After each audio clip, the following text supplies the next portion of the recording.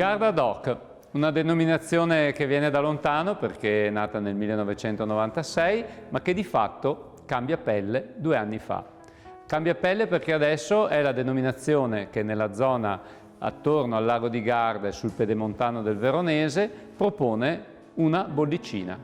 Una bollicina che viene chiaramente esaltata dalle caratteristiche di un clima unico e che dà la possibilità appunto a tutte le aziende di questa zona di andare ad avere un prodotto che così interessa il mercato. Il Garda DOC però ha voluto rompere con la tradizione, non tanto nel modo di lavorare ma piuttosto nel modo di comunicare e di proporsi.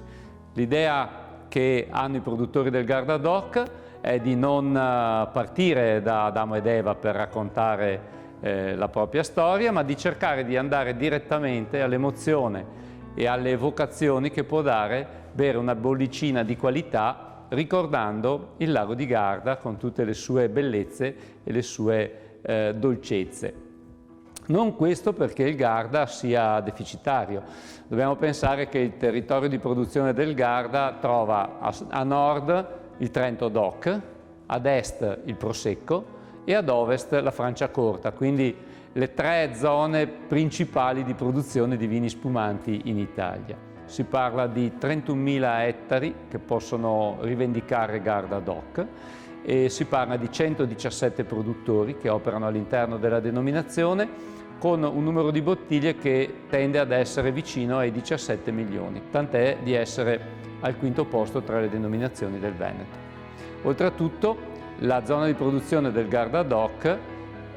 si va a sovrapporre alle zone di produzione di 10 denominazioni storiche e le circoscrive, quindi non esistono territori che un tempo erano stati dedicati ad altre coltivazioni, oggi convertiti alla vite per il Garda DOC, ma sono tutti vigneti e territori che storicamente sono stati dedicati alla viticoltura e oggi possono anche produrre il Garda DOC. Quindi, prima di tutto un territorio di alta vocazione, di altissima vocazione e di grandissima tradizione.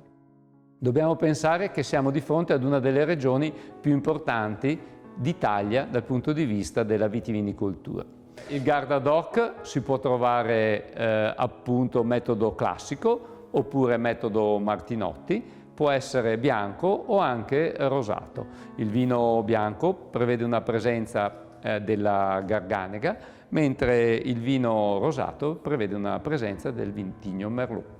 E se vogliamo parlare di terroir, questo concetto mutuato dai cugini d'Oltralpe, direi che anche qui abbiamo nella componente umana, che va poi ad essere una delle cose più importanti di questo concetto di territorio, abbiamo una componente umana che da secoli lavora nel vino e che quindi ci garantisce anche qui una grandissima sensibilità. Allora quindi ecco, abbiamo sì la tradizione, sì la qualità, però abbiamo anche un prodotto moderno, un prodotto giovane, un prodotto che si vuole proporre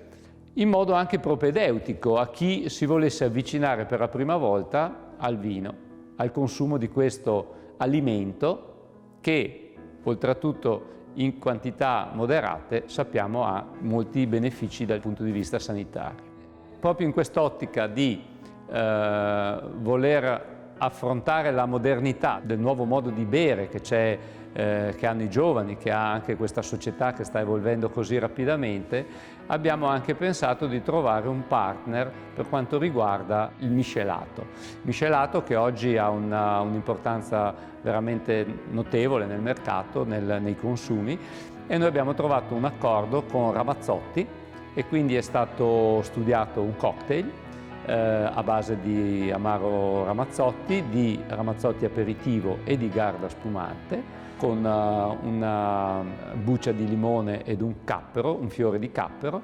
che si chiama Gardami. Gardami, appunto, questo nome a mio avviso che può essere molto coinvolgente per andare a identificare un prodotto che avrà come scenario di prima proposizione il lago di Garda e tutti gli esercizi che si affacciano su questo splendido lago.